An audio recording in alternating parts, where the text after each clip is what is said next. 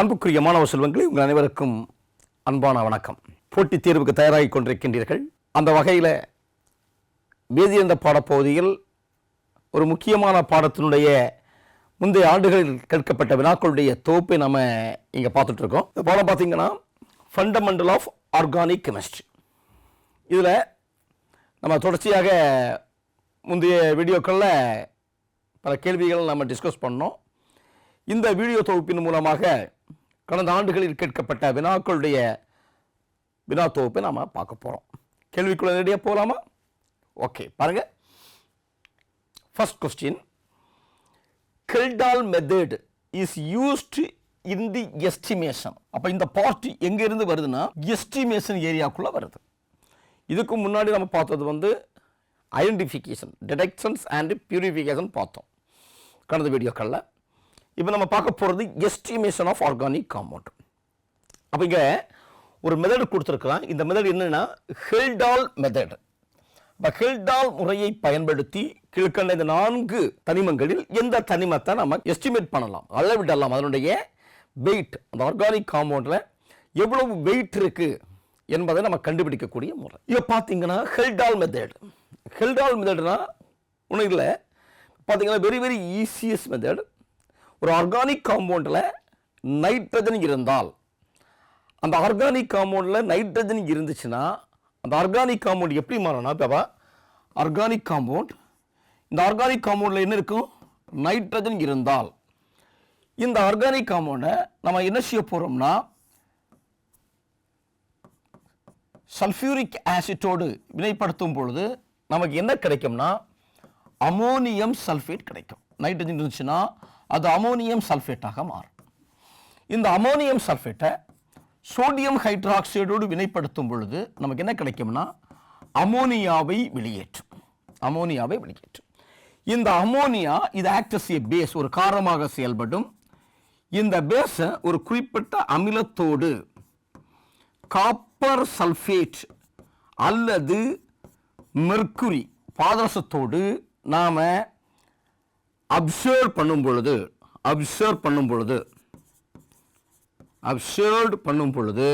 நமக்கு எவ்வளவு அப்சர்வ் ஆகுதோ, அந்த அமோனியாவில் இருந்து எவ்வளவு நைட்ரஜன் அப்சர்வ் ஆகுதோ அதனுடைய பேசன்டேஜை வச்சு நாம் நைட்ரஜனுடைய நிறைய கண்டுபிடிக்கலாம். அப்போ கெல்டால் முறை என்பது எதற்கு பயன்படுகிறதுனா ரொம்ப முக்கியமாக தெரிஞ்சுக்கணும் பிள்ளைகள், கண்ணை மூடிட்டு போடணும். நைட்ரஜன், ஆர்கானிக் காம்பவுண்டில் கரிமச் சேர்மத்தில் நைட்ரஜன் இருந்தால் அந்த நைட்ரஜனை நிறையை கண்டுபிடிப்பதற்கு பயன்படக்கூடிய முறை ஹெல்டால் முறை. ஓகே, ஸோ கண்ணை மூடிட்டு போடலாம். எப்படி மாறுது அதான் நமக்கு தெரியும். அமோனியாவாக மாறுது. Ammonia act as a base, அதை ஒரு ஆசிட்டோடு அப்சர்வ் பண்ணும் பொழுது எவ்வளவு நைட்ரஜன் அமோனியாவில் இருந்து இந்த அமிலத்தால் அப்சர்வ் பண்ணப்படுகிறதோ அதனுடைய நிறையை மையமாக வச்சு நாம் அந்த கரிமச் சேர்மத்தில் இருக்கக்கூடிய நைட்ரஜனுடைய நிறையை கண்டுபிடிக்கலாம். ஓகே, அடுத்து பாருங்க, ஹாலஜன்ஸ். ஹாலஜன்ஸ்னா நமக்கு தெரியும் குளோரின், புரோமின், அயோடின். இதை நம்ம காமனாக என்ன சொல்லுவோம்? எக்ஸ்ன்னு சொல்லுவோம். ஹாலஜன்ஸை நம்ம காமனாக எக்ஸ்ன்னு சொல்லுவோம். இது எந்த முறையில் நம்ம எஸ்டிமேட் பண்ணலான்னா கேரியஸ் முறை, கேரியஸ் மெத்தட். கேரியஸ் மெத்தட் என்ன சொல்லுதுன்னா, கேரியஸ் முறை இதை என்ன செய்ய போகிறோன்னா ஒரு ஆர்கானிக் காம்பவுண்டில் ஹாலஜன் இருந்தால் இந்த ஆர்கானிக் காம்பவுண்டை நம்ம என்ன செய்வோம்னா சில்வர் நைட்ரேட்டோடு ட்ரீட் பண்ணும் பொழுது நமக்கு என்னவா கிடைக்குதுன்னா இந்த ஆர்கானிக் காம்பவுண்டில் ஹாலஜன் இருக்கிறதுனால இது எப்படி மாறும்னா சில்வர் ஹாலைடாக மாறும். இவ்வாறு உருவாகக்கூடிய சில்வர் ஹாலைடை மையமாக வச்சு நம்ம அதிலிருந்து அதனுடைய நிறையை கண்டுபிடிக்கலாம். சில்வருடைய நிறையை கழிச்சிட்டு நமக்கு எவ்வளவு ஹாலஜன் இருக்கிறது என்பதை நாம் கண்டுபிடிக்கலாம். இந்த முறை கேரியஸ் முறைன்னு பேர். அப்போ கேரியஸ் முறையில் ஹாலஜன்களுடைய நிறையை கண்டறியலாம். நெக்ஸ்ட் பாருங்க, சல்ஃபர்.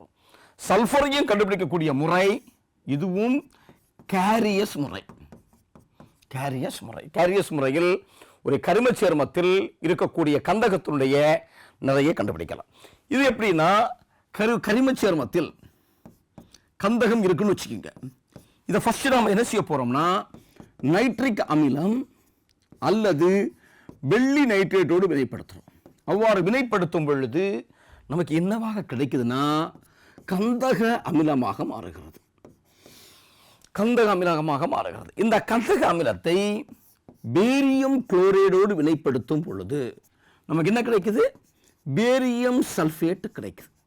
இந்த சல்ஃபேட், பேரியம் சல்ஃபேட் என்ன இருக்கு? சல்ஃபர் இருக்கு. அப்ப அந்த கரிம சேர்மம் சல்ஃபர் இருந்தால், கந்தகம் இருந்தால் அது எப்படி மாறுது? ஒன்னில் சல்பேட்டாக மாறும், இல்லைன்னா சல்பைடாக மாறும். இதை மையமாக வச்சு அதிலிருந்து எவ்வளவு சல்பேட் அல்லது சல்ஃபைடு உருவாகிறதோ அதிலிருந்து அதற்கான கந்தகத்தினுடைய நிறையை கணக்கிடலாம். இந்த முறைக்கு பேரு கேரியஸ் முறை. நெக்ஸ்ட் பாருங்க, ஆக்சிஜனை எப்படி நாம எஸ்டிமேட் பண்ணலாம்னா இதற்கு பேர் என்னன்னா விக்கர் டைட்ரேஷன் முறை. விக்கர் டைட்ரேஷன் முறை அல்லது எலக்ட்ரோ கெமிக்கல் முறை அல்லது போட்டோ கெமிக்கல் முறை. இந்த 3 முறை மூலமாக நம்ம ஒரு கரிம சேர்மத்தில் இருக்கக்கூடிய ஆக்சிஜனை நாம நிறைய கண்டறியலாம். அப்ப ரொம்ப சிம்பிள். நைட்ரஜனை எடை அறிவதற்கு பயன்படக்கூடியது கெல்டால் முறை, ஹாலஜனுடைய எடை அறிவதற்கு கேரியஸ் முறை, கந்தகத்துக்கு எடை அறிவதற்கு கேரியஸ் முறை, ஆக்சிஜனுக்கு விங்கர் டைட்ரேஷன் முறை அல்லது எலக்ட்ரோ கெமிக்கல் முறை அல்லது போட்டோ கெமிக்கல் முறை. அப்ப நமக்கு இங்க கேரியஸ் முறை கிடையாது, இதுவும் கேரியஸ் முறை கிடையாது, இது விங்கர் முறை. ஆகவே நமக்கு கரெக்ட் ஆன்சர் கெல்டாலுக்கு நைட்ரஜன். ஓகே, நைட்ரஜன் முறை. புரிதுங்களா பிள்ளைகளா? பாருங்க, next question. Lassaigne test is used to detect. ஒரு கரிம சேர்மத்தில் லாசிகன் சோதனையின் மூலமாக எதனை கண்டறியலாம்? ஒரு கரிம சேர்மத்தில் என்ன தனிமங்கள் இருக்கு என்பதை கண்டறியலாம். லாசிகன் சோதனை என்பது இப்ப பாத்தீங்கன்னா ஒரு கரிம சேர்மத்தில் நமக்கு நைட்ரஜனோ ஒரு கரிம சேர்மம், ஆர்கானிக் காம்பவுண்ட், இதுல நைட்ரஜனோ அல்லது அந்த கரிம சேர்மத்தில் கந்தகமோ அல்லது அந்த கரிம சேர்மத்தில் ஹாலஜனோ இருந்தால் நம்ம என்ன செய்யணும்னா ஒரு கரிம சேர்மம் இதை நம்ம சோடியத்தோடு வினைப்படுத்துறோம். சோடியம் மெட்டலோடு வினைப்படுத்தும் பொழுது சோடியம் மெட்டல் என்ன செய்யும்னா அந்த கரிம சேர்மத்தில் எது இருந்தாலும் அதனை அதனுடைய அயனிகளாக மாற்றும். அப்ப சோடியத்தினுடைய வேலை என்னது? ஒரு கரிம சேர்மத்தில் நைட்ரஜன் இருந்தாலும் சரிதான், இல்லைன்னா நமக்கு சல்ஃபர் இருந்தாலும் சரிதான், இல்லைன்னா குளோரின் இருந்தாலும் சரிதான், ஹாலஜன்கள் இருந்தாலும் சரிதான், அதனுடைய அயனிகளாக மாற்றும். இப்போ உதாரணமாக கரிம சேர்மத்தில் நமக்கு நைட்ரஜன் இருக்குன்னு வச்சுக்கோங்க. அப்ப என்ன நமக்கு கிடைக்கும்னா அது சோடியம் சயனைடாக மாற்றும். Sodium cyanide. இப்ப சல்ஃபர் இருக்குன்னு வச்சுக்கோங்க. கரிம சேர்மத்தில் கந்தகம் இருந்துச்சுன்னா அதை எப்படி மாற்றும்? சோடியம் சல்ஃபேட்டாக மாற்றும். இப்போ ஒரு கரிம சேர்மத்தில் ஹாலஜன் இருந்துச்சுன்னா நமக்கு ஹாலைடாக மாற்றும். இதற்கு பேர் என்னன்னா சோடியம் எக்ஸ்ட்ராக்ட்னு பேர். இது எக்ஸ்ட்ராக்ட், வடிநீர். அப்ப எந்த ஒரு கரிம சேர்மத்தை எடுத்து அதுல நைட்ரஜன் இருந்தாலும் சரிதான், சல்ஃபர் இருந்தாலும் சரிதான், குளோரின் இருந்தாலும் சரிதான், முதல்ல நம்ம சோடியத்தோடு வினைப்படுத்தும் பொழுது நமக்கு எக்ஸ்ட்ராக்ட் கிடைக்கான்னு பார்க்கணும், வடிநீர் கிடைக்கான்னு பார்க்கணும். இந்த வடிநீரை எடுத்து நம்ம கீழ்கண்ட ஆய்வுகளை நம்ம செய்யலாம். புரியுதா? இப்ப கரிம சேர்ந்த வடிநீரை எடுத்து நைட்ரஜன் இருந்துச்சுன்னு வச்சுக்கோங்க. அப்ப நைட்ரஜன் கொண்ட இந்த வடிநீர், இதுக்கு வடிநீருக்கு பேர் என்னது? Sodium cyanide. சரியா? இது சோடியம் சயனைடு, நைட்ரஜன் இருக்கு. இதை ஃபெரஸ் சல்ஃபேட்டோடு கந்தகாமல முன்னிலையில் வினைப்படுத்தும் பொழுது நமக்கு நீல நிறம் கிடைச்சா, ப்ளூ பிரசிபிட்டேட், நீல வீழ்படிவு கிடைச்சுன்னா அதுல நைட்ரஜன் இருக்குன்னு அர்த்தம். அப்ப நைட்ரஜனை கண்டுபிடிக்கலாம். புரியுதா? அதாவது முதல்ல வடிநீர் தயாரிக்கிறோம், சோடியம் சயனைடு வடிநீர்.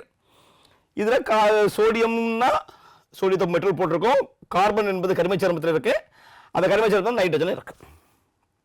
நம்ம கிடைக்கிறது ஃபர்ஸ்ட் சோடியம் சயனைடு, இதோடு ஃபெரஸ் சல்ஃபேட்டோ கந்தகாமலத்தையும் சேர்க்கும் பொழுது நமக்கு என்ன கிடைக்கும்னா Fe4 FeCN6 என்ற ஒரு ப்ளூ. இந்த ப்ளூக்கு பேரு பிரஷியன் ப்ளூன்னு பேர். பிரஷியன் ப்ளூ வீழ்படிவு. பிரஷியன் ப்ளூ அழகான ப்ளூ கலர் வந்துச்சுன்னா இந்த கரிம சேர்மத்தில் என்ன இருக்கு? நைட்ரஜன் இருக்கு. அப்ப லாசிகன் முறையில் நைட்ரஜனை கண்டறியலாம். பாருங்க சல்ஃபர் பாருங்க, மறுபக்கம் எழுதி போடுறேன். இப்போ ஒரு கரிம சேர்மத்தில் சல்ஃபர் இருந்தால் நமக்கு என்ன கிடைக்கும்? Na2S என்ற வடிநீர் கிடைக்கும். இதுதான் எக்ஸ்ட்ராக்ட் வடிநீர். இந்த வடிநீரை எதோடு வினைப்படுத்துறோம்னா sodium nitroprusside FeCN5 times NO sodium nitroprusside வினைப்படுத்தும் பொழுது நமக்கு என்ன கிடைக்கும்னா வயலட் கலர், ஊதா நிறம் கிடைச்சுன்னா, ஊதா நிறம் எப்படி கிடைக்குதுன்னா FeCN5 times NOS. இதுதான் வயலட் கலருக்கான காரணம். ஸோ வயலட் கலர் கிடைச்சுன்னா நமக்கு இதில் என்ன இருக்குன்னு அர்த்தம்? சல்ஃபர் இருக்குன்னு அர்த்தம். அப்போ சல்ஃபரையும் நம்ம இந்த லாசிகன் சோதனை மூலம் கண்டுபிடிக்கலாம். நம்ம என்ன செய்ய போகிறோம்? கிடைக்கக்கூடிய வடிநீரை சோடியம் நைட்ரோ, இதுக்கு பேரு சோடியம் நைட்ரோ புரூசைடு, சோடியம் நைட்ரோ புரூசைடுடன் வினைப்படுத்தும் பொழுது நமக்கு ஊதா நிறம் கிடைக்கும். ஊதா நிறம் கிடைச்சுன்னா அந்த கரிம சேர்மத்தில் சல்ஃபர் இருக்குன்னு அர்த்தம். ஓகே. இப்போ குளோரின், இப்போ ஒரு கரிம சேர்மத்தில் குளோரின் இருக்குன்னு வச்சுக்கோங்க, நமக்கு என்ன கிடைக்கும்? NaCl கிடைக்கும். சரியா? குளோரின் அல்லது ஹாலஜன். இதை நம்ம எப்படி எழுதலாம்? ஹாலஜன் போடலாம். NaX போடலாம். Halogen common. இதை என்ன செய்ய போறோம்னா சில்வர் நைட்ரேட்டோடு நைட்ரிக் அமில முன்னிலையில் வினைப்படுத்தும் பொழுது நமக்கு என்ன கிடைக்கும்னா சில்வர் ஹாலைடு கிடைக்கும். இப்போ இந்த சில்வர் ஹாலைடு இதில் குளோரின் இருந்ததுன்னா இந்த எக்ஸ் என்பது குளோரினாக இருந்தால் நமக்கு என்ன கிடைக்கும்? ஒயிட் பிரிசிபிடேட், வெண்மை நிற வீழ்படிவு கிடைக்கும். இது அமோனியம் ஹைட்ராக்சைடில் நன்றாக கரையும்.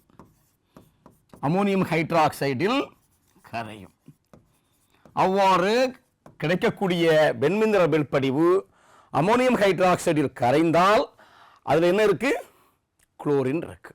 இப்போ ஒருவேளை இந்த ஹாலஜன் புரோமின் வச்சுக்கிங்க, நமக்கு என்ன கிடைக்கும்? மஞ்சள் நிற வீழ்படிவு கிடைக்கும், எல்லோ நிற வீழ்படிவு கிடைக்கும். இது அமோனியம் ஹைட்ராக்சைடில் ஸ்பேரிங்லி ஓரளவு கரையும். அமோனியம் ஹைட்ராக்சைடில் ஓரளவு கரையும். ஓரளவு ஸ்பேரிங்லி சாலிபிள், ஓரளவு கரையும். அவ்வாறு அமோனியம் ஹைட்ராக்சைடில் கிடைக்கக்கூடிய மஞ்சள் நிற வீழ்படிவு ஓரளவு கரைஞ்சால் அதில் புரோமின் இருக்குன்னு அர்த்தம். உதாரணமாக அயோடின்னு வச்சுக்கோங்க, அங்கேயும் நமக்கு என்ன கிடைக்கும்? மஞ்சள் நிற வீழ்படிவு கிடைக்கும். இந்த வீழ்படிவு அமோனியம் ஹைட்ராக்சைடில் கரையாது. அமோனியம் ஹைட்ராக்சைடில் கரையாது. அவ்வாறு கிடைக்கக்கூடிய மஞ்சள் நிற வீழ்படிவு அமோனியம் ஹைட்ராக்சைடு கரையவில்லை என்றால் நமக்கு அந்த கரிம சேர்மத்தில் என்ன இருக்குன்னு அர்த்தம்? அயோடின் இருக்குன்னு அர்த்தம். அப்போ இது லாசிக்கன் முறையில் குளோரினையும் கண்டுபிடிக்கலாம். அப்போ ஆன்சர் என்னது? மூன்றுமே ஆன்சர். நைட்ரஜனையும் நம்ம கண்டுபிடிக்கலாம், கிடைக்கக்கூடிய ப்ளூ கலர் சொல்யூஷன் மூலமாக சல்ஃபரை கண்டுபிடிக்கலாம், கிடைக்கக்கூடிய வயலட் கலர் சொல்யூஷன் மூலமாக குளோரினை கண்டுபிடிக்கலாம். ஒயிட்னா குளோரின், எல்லோ இது சாலிபிள் ஆச்சுன்னா, ஃபேரிங்லி சாலிபிள் ஆச்சுன்னா அது புரோமின், எல்லோ பிரிசிபிடேட் கிடைக்கும். அது சாலிபிள் அமோனியம் ஹைட்ராக்சைடில் சாலிபிள் ஆகலைன்னா அது அயோடின். ஸோ அப்போ மூன்றுமே ஆன்சர். ஸோ அப்போ answer is the correct answer all the above. So இது அந்த டெஸ்ட்டை மட்டும் நீங்கள் தெரிஞ்சுக்கிட்டீங்கன்னா போதுமானது. ஓகே, நெக்ஸ்ட் கொஸ்டின் போகலாமா? பாருங்க, next question. In sodium fusion test, sodium fusion டெஸ்ட்னா preparation of sodium extract. sodium extract preparation. So the sodium fusion test of organic compounds. The nitrogen of organic compound, அந்த compound என்ன இருக்கு, nitrogen இருக்கு. அந்த organic காம்பவுண்ட்ல nitrogen இருக்கு. அதை நம்ம சோடியத்தோடு வினைப்படுத்தும் பொழுது, சோடியம் மெட்டலோடு வினைப்படுத்தும் பொழுது நமக்கு சோடியம் எக்ஸ்ட்ராக்ட் கிடைக்குது. அவ்வாறு கிடைக்கணும்னா அது எப்படி மாறும், கேள்வி அதுதான். இப்போ ஒரு ஆர்கானிக் காம்பவுண்ட், இந்த ஆர்கானிக் காம்பவுண்டில் நைட்ரஜன் இருக்கு. இதை சோடியம் மெட்டலோடு வினைப்படுத்தும் பொழுது நமக்கு என்ன கிடைக்கும், என்ன கிடைக்கும், அதுதான் எக்ஸ்ட்ராக்ட், சோடியம் கார்பனேட் எக்ஸ்ட்ராக்ட். அப்போ என்ன கிடைக்கும்? இவங்க பாருங்க, நமக்கு தெரியும் ஆர்கானிக் காம்பவுண்ட், ஆர்கானிக் காம்பவுண்டில் நைட்ரஜன் இருக்கு. இதை சோடியத்தோடு வினைப்படுத்துகிறோம், அதில் கார்பன் இருக்கு. அப்போ என்ன கிடைக்கும் நமக்கு? சிம்பிள், கண்ணமுடி நம்ம இப்போ தான் போட்டோம், சோடியம் சயனைடு கிடைக்கும். இதுக்கான பாருங்க எங்கேயாவது sodium cyanide. So B is the correct answer. அப்போ அங்கே கரிம சேர்மத்தில் நைட்ரஜனும் இருக்கு, கரிம சேர்மனாலே கார்பன் கட்டாயம் இருக்கும், சோடியம் மெட்டலோடு வினைப்படுத்துகிறோம். அப்போ நம்ம என்ன கிடைக்குது? சோடியம் சயனைடு கிடைக்குது. So correct answer sodium cyanide. இப்போ சோடாமைடு என்னது? NaNH2. இங்கே ஏதாவது நைட்ரஜன் இருக்கா? நைட்ரஜன் இருக்கு. கார்பன் இருக்கா? இல்லை. நமக்கு கம்பல்சரியாக கார்பன் இருக்கணும் இல்லையா? அப்போ கார்பன் இல்லாத சேர்மம் கரிம சேர்மமே கிடையாது. அப்போ இது தப்பு. நெக்ஸ்ட் சோடியம் நைட்ரைட் பாருங்க, NaNO2. இங்க நைட்ரஜனும் ஆக்சிஜனும் இருக்கு, கார்பன் இருக்கா? இல்லை. அப்போ இதுவும் தப்பு. சோடியம் நைட்ரைட்டை பாருங்க, NaNO3. இங்க நைட்ரஜனும் இருக்கு, ஆக்சிஜனும் இருக்கு, ஆனால் கார்பன் கிடையாது. கார்பன் இல்லைன்னா அது கரிம சேர்மமே கிடையாது. ஆகவே இது அதனுடைய எக்ஸ்ட்ராக்ட் கிடையாது. So the correct answer sodium cyanide, NaCN. கார்பனும் இருக்கு, சயனைடு இருக்கு, சோடியம் மெட்டலை பயன்படுத்துகிறோம், சோடியம் மெட்டலை பயன்படுத்துகிறோம். ஸோ இதுதான் கிடைக்கக்கூடிய சோடியம் கார்பனேட் எக்ஸ்ட்ராக்ட். இதுக்கு பேர் தான் எக்ஸ்ட்ராக்ட். இதை வச்சு தான் நம்ம ஃபர்தரான டெஸ்ட்டு பண்ண முடியும். ரெண்டாவது கொஸ்டினில் நம்ம இப்போ தான் பார்த்தோம். ஓகே, அப்போ correct answer sodium cyanide. Okay, next question போகலாமா? பாருங்க, Lassaigne test for detections of nitrogen. அப்போ இப்போ தான் சொன்னோம், லாசிகன் டெஸ்ட் எதுக்கு பயன்படுது? நைட்ரஜனை கண்டுபிடிப்பதற்கு பயன்படுது, நைட்ரஜனை கண்டுபிடிப்பதற்கு பயன்படுகிறது இல்லையா? என்ன செஞ்சோம்? கிடைக்கக்கூடிய எக்ஸ்ட்ராக்டோடு எதை போட்டோம்? ஃபெரஸ் சல்ஃபேட் அல்லது ப்ளஸ் ஃபெரிக் குளோரைடு போடும்போது நமக்கு என்ன கிடச்சி? ப்ரூசியன் ப்ளூ கிடச்சி, Fe4 FeCN6 கிடச்சி. சரியா? அப்போ ப்ளூ கலர் கிடச்சி. அப்போ நமக்கு என்ன கிடைக்கும்? Sodium cyanide. இந்த சோடியம் சயனைடை ஃபெரஸ் சல்ஃபேட்டோடு வினைப்படுத்தும் பொழுது, ஃபெரஸ் சல்ஃபேட்டோடு வினைப்படுத்தும் பொழுது இதில் நைட்ரஜன் இருந்துச்சுன்னா, ஃப்ரீ நைட்ரஜன் இருந்துச்சுன்னா அது எப்படி மாற்றும்? அமோனியம் சல்ஃபேட்டாக மாற்றும், அமோனியம் சல்ஃபேட்டாக மாற்றும். அப்போ நமக்கு ரியாக்ஷனில் என்ன கிடைக்கணும்? அமோனியம் சல்ஃபேட் கிடைக்கணும். எப்போ அமோனியம் சல்ஃபேட் கிடைக்கணும்னா, ஒரு ஆர்கானிக் காம்பவுண்டில் நைட்ரஜன் இருக்கணும். அந்த நைட்ரஜன் எதோடு லிங்க் ஆகி இருக்கணும்னா, நல்லா லிங்க் ஆகிருக்கணும்னா கார்பனோடு லிங்க் ஆகிருக்கணும். ரொம்ப முக்கியமாக தெரிஞ்சு வச்சுங்க, லாசிகன் டெஸ்ட்னா கார்பனும் நைட்ரஜனும் லிங்க் ஆகி இருக்கணும், கார்பனும் நைட்ரஜன் லிங்க் ஆகி இருக்கணும். அந்த நைட்ரஜன் எங்கே இருக்கக்கூடாது, ரொம்ப முக்கியமாக நீங்கள் தெரிஞ்சுக்க வேண்டியது, கார்பன் இருக்கணும், நைட்ரஜன் இருக்கணும். நைட்ரஜன் எங்கே லிங்க் ஆகிருக்கக்கூடாதுன்னா, நைட்ரஜனோடு இன்னொரு நைட்ரஜன் லிங்க் ஆகக்கூடாது. இது லாசிகன் டெஸ்ட்டை தராது.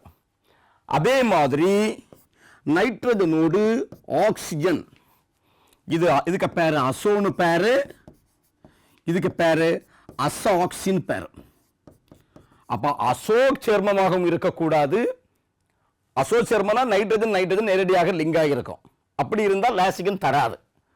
அதே மாதிரி அசாக்சி, நைட்ரஜன் ஆக்சிஜனோடு லிங்க் ஆகிருக்கக்கூடாது. அடுத்தது நைட்ரஜன் நேரடியாக ரிங்குக்கு உள்ளே இருக்கக்கூடாது, ரிங்கில் இருக்கக்கூடாது. சரியா? ரிங்கில் இருக்கக்கூடாது.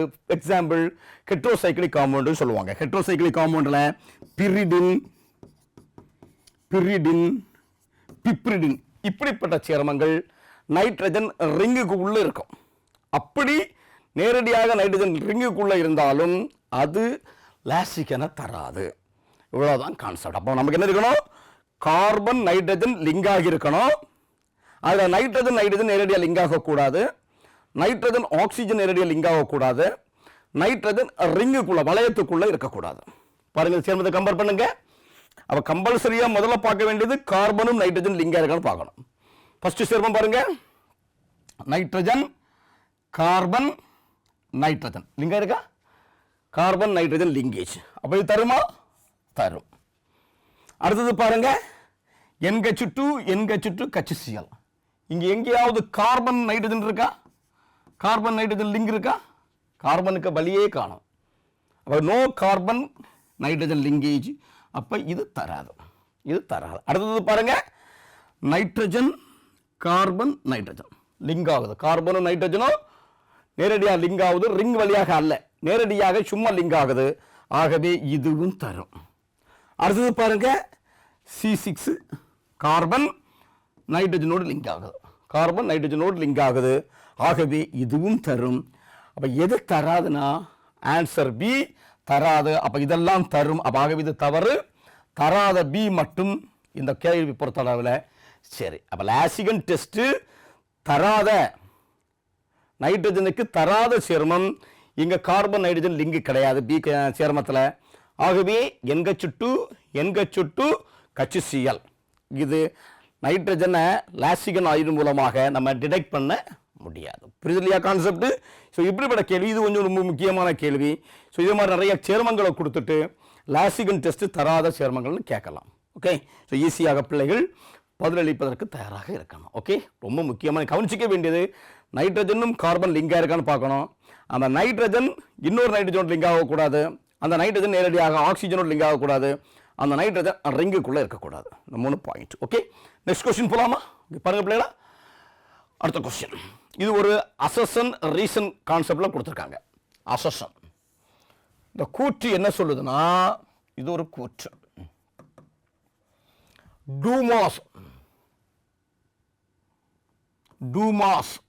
Dumas method is more applicable to nitrogen containing organic compound. அப்ப ஒரு கரிம சேர்மத்தில் நைட்ரஜன் இருந்துச்சுன்னா நம்ம கெல்டால் முறையிலையும் நம்ம எஸ்டிமேட் பண்ணலாம், டூமாஸ் முறையிலையும் எஸ்டிமேட் பண்ணலாம். அவ்வளோதான். அப்போ கெல்டால் முறையும் நைட்ரஜனை எஸ்டிமேட் பண்ணுறதுக்கு பயன்படுது, டூமாஸ் முறையும் நைட்ரஜனை எஸ்டிமேட் பண்ணுறதுக்கு பயன்படுது. அவங்க கேள்வி என்ன கேட்டிருக்கானா, ஃபர்ஸ்ட் கூற்று the Dumas method is more applicable. அப்போ டூமாஸ் முறையில் நம்ம நைட்ரஜன் கரிம சேர்மத்தில் நைட்ரஜன் இருந்துச்சுன்னா அந்த நைட்ரஜனை எளிதாக கண்டறிவதற்கும் இடையறிவதற்கும் பயன்படுகிறது. ஆர்கானிக் காம்பவுண்ட் தேன் ஹெல்டால்ஸ் மெத்தட். ஓகே, இதற்கு காரணம் என்ன கொடுத்துருக்கானா, ரீசன் காரணம் the Hildal method does not give satisfactory results for compounds in which nitrogen is directly linked with oxygen. ஏற்கனவே சொன்னோம், இப்போதான் சொன்னோம், நைட்ரஜன் ஆக்சிஜனோடு நேரடியாக லிங்க் ஆகி இருந்தா இதுக்கு பேரு அசாக்சின்னு பேர். அப்போ அசாக்சி சேர்மங்கள் இருந்து நைட்ரஜனை நம்ம கண்டறிய முடியாது, இடையறிய முடியாது. சரிதானா? அப்போ கண்டறிதல் என்பது லாசிகன், இடையறி என்பது கெல்டால். ரெண்டுமே ஒரே இதுதான். ஒரு கரிம சேர்மத்தில் நைட்ரஜன் இருக்கா என்பதை கண்டுபிடிப்பதற்கு லாசிகன் ஆய்வு பயன்படுகிறது. அது எவ்வளவு நைட்ரஜன் இருக்கு என்பதை கண்டறிவதற்கு கெல்டால் பயன்படுகிறது. அப்போ என்ன செய்யணும், அந்த நைட்ரஜன் இன்னொரு சேர்மமாக மாறணும். அப்போதான் நம்ம அதனுடைய வெயிட்டை கண்டுபிடிக்க முடியும். இப்போ ஒரு கரிம சேர்மத்தில் இருக்கக்கூடிய நைட்ரஜன் ஆக்சிஜனோடு நேரடியாக லிங்க் ஆகி இருந்தால் இந்த நைட்ரஜனை ஈஸியாக பிரிக்க முடியாது. அப்போ அது இன்னொரு சேர்மமாக மாறாது.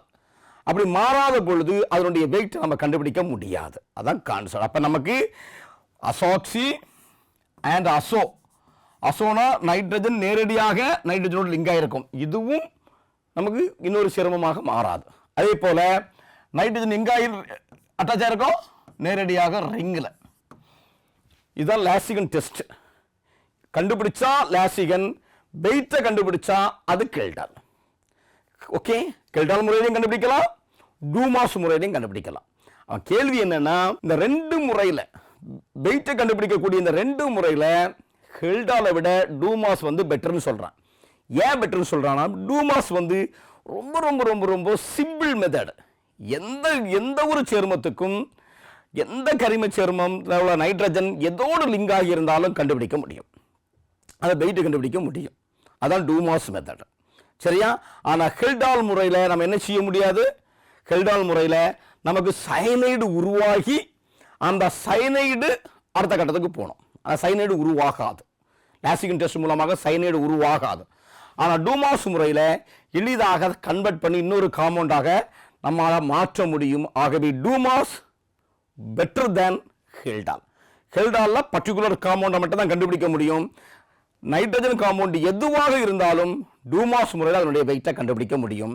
அதை இன்னொரு சேர்மமாக அந்த முறையில் கன்வெர்ட் பண்ண முடியும். ஆகவே ஃபர்ஸ்ட் கூற்று correct. Dumas method better than Kjeldahl. Reason என்ன? Reason, Kjeldahl method does not give satisfactory result. ஒரு முழுமையான திருப்திகரமான முடிவை நமக்கு தராது. எந்த சேர்மத்தை தராது? Nitrogen is directly linked with oxygen. சரிதானா? அதுவும் சரி, அப்போ காரணமும் சரி, கூற்றும் சரி. கூற்று Dumas method better estimating method for finding nitrogen than Kjeldahl. Correct. ரெண்டாவது reason, Kjeldahl is not satisfactory to identify the compound of nitrogen is directly linked with oxygen or nitrogen or in the ring. Okay, அப்போ ரெண்டுமே correct. அப்போ இது கரெக்டான answer பாருங்க. Both A and R are true and R is a correct explanations of A. Correct தானே? Correct. So the correct answer A. ரெண்டுமே correct. ஆனால் ஏ ஆருக்கு கரெக்டான ரீசன். ஓகே, அப்போ இது கிடையாது, சி கிடையாது, டி கிடையாது. ஓகே, புரியுதா பிள்ளைகளா? ஓகே, நெக்ஸ்ட் பாருங்க. அடுத்த கொஸ்டின் ஒரு ஈஸியான கொஸ்டின். ஈஸியான கொஸ்டின் பாருங்க. If 0.189 gram of chlorine containing organic compound have 0.28 gram of silver chloride. அப்ப என்ன கேட்டிருக்கான்? percentage of chlorine in organic compound கேட்டிருக்கான். அப்ப நமக்கு என்ன கேட்டிருக்கான்? முதல்ல கேட்டிருக்கிறது தெரிஞ்சுக்கங்க. percentage of chlorine, முதல்ல கேள்வியை புரிஞ்சுக்கணும். இன் ஆர்கானிக் காம்பவுண்ட், ஒரு ஆர்கானிக் காம்பவுண்டில் குளோரினுடைய பேசன்டேஜ் எவ்வளோன்னு கேட்டிருக்கான். ரைட், அதுக்கு என்ன கொடுத்துருக்கான்? நமக்கு percentage of weight of chlorine கொடுத்துருக்கான். எது கொடுத்துருக்கான்? கிவன். என்ன கொடுத்துருக்கான்? வெயிட் ஆஃப் குளோரின் கொடுத்துருக்கான். குளோரின் எவ்வளவு கொடுத்துருக்கான்? 0.189 கிராம் கொடுத்துருக்கான். ஓகே, அடுத்து என்ன கொடுத்துருக்கான்? இது என்னன்னு தெரியும் நமக்கு, வெயிட் ஆஃப் குளோரின். அடுத்து என்ன கொடுத்துருக்கான்? வெயிட் ஆஃப் சில்வர் குளோரைடு கொடுத்துருக்கான். அப்போ குளோரின் எப்படி மாறுது? சில்வர் குளோரைடாக மாறுது. Chlorine converted into silver chloride, அதனுடைய வெயிட் கொடுத்துருக்கான். எவ்வளவு கொடுத்துருக்கான்? 0.287 கிராம் கொடுத்து. ஓகே, நமக்கு இதை கண்டுபிடிக்க போகிறோம். Percentage of chlorine organic compound கண்டுபிடிக்க போகிறோம். இப்போ ஆர்கானிக் காம்பவுண்ட் வெயிட் நம்ம 100 கிராம்னு வச்சுக்கோ, 100 கிராம்னு வச்சுக்கோ. ஓகே, இப்போ நமக்கு தெரியும் weight of an organic compound present in chlorine. சரியா? அப்போ weight of silver chloride, weight of chlorine present in silver chloride நமக்கு தெரியும் எவ்வளவு weight of chlorine divided by molecular weight of silver chloride. இந்த பக்கம் எழுத பாருங்க. that is equal to எவ்வளவு வரும்? 143.35. இது weight of silver, molecular weight of silver chloride. இதுல எவ்வளவு இருக்கு குளோரின்? 35.55 கிராம் இருக்கு. அப்படின்னா 100%க்கு எவ்வளவு இருக்கும்? 100%ல சொல்லும்பொழுது 100க்கு எவ்வளவு இருக்கும்? That is equal to 24.74. 24.74 percentage இருக்கும். Percentage of chlorine இருக்கும். Chlorine இருக்கும். இப்போ நமக்கு என்னன்னா என்ன கேட்டிருக்காங்கன்னா 0.287 கிராம் ஆஃப் சில்வர் குளோரைடில் எவ்வளோ இருக்கும் அப்படின்னா 0.287 கிராமில் எவ்வளோ இருக்கும்? தட் இஸ் ஈக்குவல் டு 24.74 இது இதில் 100 கிராமில் அப்படின்னா 0.287 கிராமில் எவ்வளோ இருக்கும்? அப்போ கிராம் கேன்சல் ஆயிரும். That is equal to 0.071 percentage of chlorine present in this silver chloride. அப்படின்னா therefore நமக்கு என்ன எவ்வளவு கேட்டிருக்கோம் ஆர்கானிக் காம்பவுண்ட் குளோரின் 0.189ல அப்படின்னா 0.189 கிராமில் எவ்வளவு இருக்கும்? 0.18 கிராமில் எவ்வளவு இருக்கும்? 0.071 இருக்கும். அப்படின்னா 100க்கு எவ்வளவு இருக்கும்? 100 இருக்கும். இந்த percentage of chlorine in 0.08 gram of chlorine. இந்த கிராம் உள்ள குளோரின்ல இருக்கக்கூடிய percentage அப்படின்னா இதுக்கு இவ்வளவுனா 100க்கு that is equal to 37.658. எங்கேயாவது நியர்பை வருதா பாருங்க. 37 இது 35, ஸோ இது தப்பு, இதுவும் 35 இது தப்பு, இது 45 தப்பு. ஸோ 37.57 நமக்கு almost 6. So this is the correct answer. அப்போ இப்படிப்பட்ட ப்ராப்ளம் முதல்ல வெயிட் கொடுத்துருக்குறேன், அதில் இந்த percentage கண்டுபிடிக்கணும், அதில் இருந்து ஆர்கானிக் காம்பவுண்டில் எவ்வளோ இருக்கணும் percentage கண்டுபிடிக்கணும், அதில் இருந்து ஒரு பர்டிகுலர் குளோரினுடைய வெயிட் கொடுத்துருக்கலாம், அதுக்கு எவ்வளோ percentage இருக்குன்னு நீங்கள் கண்டுபிடிக்கணும். ஓகே, ஸோ அப்போ answer is 37.57 percentage of chlorine இருக்கும். ஓகே, நெக்ஸ்ட் பாருங்க. Next the percentage of oxygen in sodium hydroxide is. இப்போ நமக்கு தெரியும் சோடியம் ஹைட்ராக்சைடு காம்பவுண்ட் இதில் ஆக்சிஜனினுடைய percentage என்னன்னு கேட்டிருக்கோம். இப்போ நமக்கு தெரியும் சோடியம் ஹைட்ராக்சைடுடைய molecular weight that is equal to sodium hydroxide 23 plus ஆக்சிஜனுக்கு 16 ப்ளஸ் ஹைட்ரஜனுக்கு 1 ஈக்குவல் டு 40.